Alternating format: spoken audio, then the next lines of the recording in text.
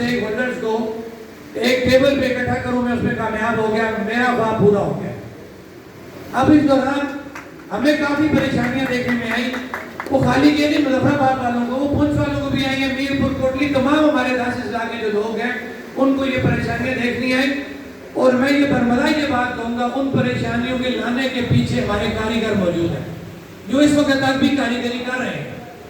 اور میں ابھی بھی یہ بات کہوں گا کہ اگر اللہ نے یہ چاہا میرے منہ میں سے وہ بات، اگر اس نے اجازت دی تو نکلے گی، اجازت نہ دی تو بات نہیں نکل سکتی، موت آ جائے گی۔ اس پہ سب کا ایمان ہونا چاہیے۔ اور میں بار بار اگر کا لفظ اسی لیے استعمال کر رہا تھا کہ مجھے پتا تھا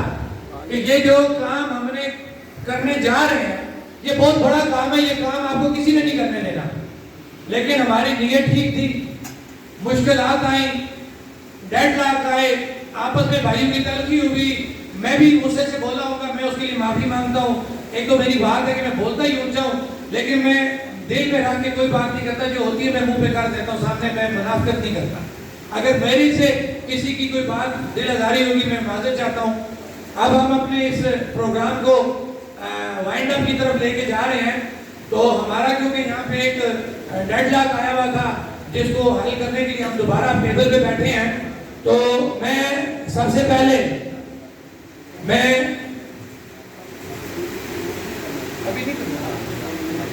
سب سے پہلے برملا